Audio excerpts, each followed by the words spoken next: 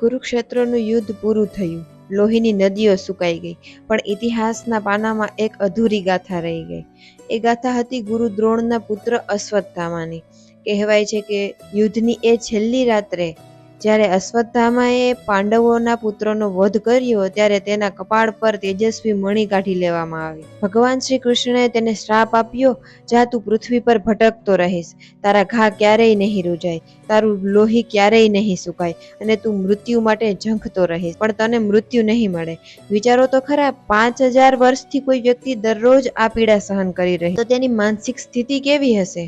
લોકો કહે છે કે તે આજે પણ જીવિત છે. ઘણા લોકોએ તેને જોવાનો દાવો કર્યો છે. મધ્યપ્રદેશના ગાઢ જંગલો અને અસીરગઢના કિલ્લામાં આજે પણ એવા પુરાવા મળે છે જે વિજ્ઞાનને પણ પડકારે છે. પણ હવે સવાલ એ છે કે તે ક્યાં છે? મધ્યપ્રદેશના બુરહાનપુર પાસે આવેલો અસીરગઢનો કિલ્લો. કહેવાય છે કે આ કિલ્લાની અંદર એક ગુપ્ત રસ્તો છે જે સીધો નર્મદા નદીના કિનારે જાય છે. સ્થાનિક લોકોના જણાવ્યા મુજબ આજે પણ કોઈ એક રહસ્યમય વ્યક્તિ અહીં આવે છે.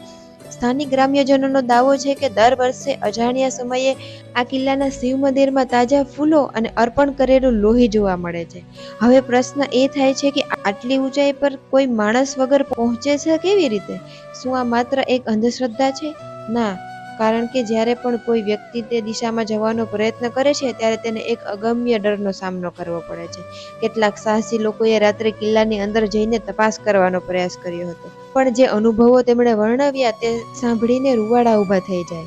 તેમણે અનુભવ્યું કે જાણે કોઈ પાછળ ચાલી રહ્યું છે, પણ પાછળ જોતા ત્યાં કોઈ નહોતું. શું તે અશ્વત્થામા પોતે હતા, જે આજે પણ શિવની આરાધના કરી રહ્યા છે? આપણે એ જાણીએ છીએ કે તે જીવિત છે, પણ એની પાછળ શું રહસ્ય છે જે અશ્વત્થામા અને શ્રી કૃષ્ણ વચ્ચે હતું? જ્યારે કૃષ્ણએ તેને શ્રાપ આપ્યો ત્યારે અશ્વત્થામાએ ચીસ પાડીને કહ્યું હતું, હે કૃષ્ણ, મારું શરીર બદલશે, યુગો વીતશે, પણ આ બદલાની આગ ક્યારેય નહીં ઓલાય. આ સાંભળીને ખુદ શ્રી કૃષ્ણ પણ ગંભીર થઈ ગયા હતા. વિચારો, જો તેનું શરીર બદલાતું હોય તો તે અત્યારે કયા રૂપમાં હશે? શું તે કોઈ સાધારણ માણસ બનીને જીવી રહ્યો છે કે પછી કોઈ અદ્રશ્ય સાધુના રૂપમાં? અશ્વત્થામાએ સ્પષ્ટ કહ્યું હતું કે ભલે હું ભટકીશ, પણ મારા મનમાં રહેલો આ અધૂરો બદલો અને પાંડવો પ્રત્યેનો દ્વેષ ક્યારેય મરશે નહીં. એટલે જ કહેવાય છે કે તે આજે પણ પોતાના અસ્તિત્વને ટકાવી રાખવા માટે કોઈની રાહ જોઈ રહ્યો છે. શું એ બદલાની ભાવના તેને અત્યાર સુધી જીવિત રાખે છે?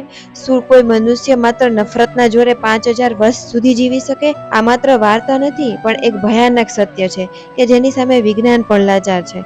શાસ્ત્રો કહે છે કે જ્યારે કળિયુગનો અંત નજીક આવશે અને અધર્મનો અતિરેક થશે, ત્યારે ભગવાન વિષ્ણુ કલ્કી અવતાર ધારણ કરશે. ભવિષ્યવાણી મુજબ અશ્વત્થામા આ કળિયુગના અંત સુધી જીવિત રહેશે, કારણ કે તે ભગવાન પરશુરામના શિષ્ય છે.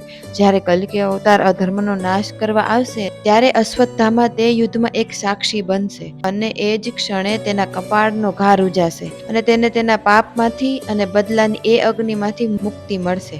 પરંતુ એક મોટો સવાલ હજુ પણ બાકી છે. શું અશ્વત્થામા ખરેખર કલ્કી અવતારને જ મદદ કરશે કે પછી પોતાની બદલાની ભાવનાને કારણે અધર્મનો પક્ષ લેશે? આ રહસ્ય આજે પણ બ્રહ્માંડના ગૂઢ સંકેતોમાં છુપાયેલું છે. જે દિવસે તે શ્રાપ મુક્ત થશે તે દિવસે પૃથ્વી પર નવા યુગની શરૂઆત થશે. તમારા મતે શું અશ્વત્થામા અત્યારે પણ ક્યાંક આ ક્ષણની રાહ જોઈ રહ્યો છે? જો તમને પૌરાણિક રહસ્યમય સિરીઝ પસંદ આવી હોય તો ચેનલને સબસ્ક્રાઇબ કરવાનું ભૂલતા નહીં.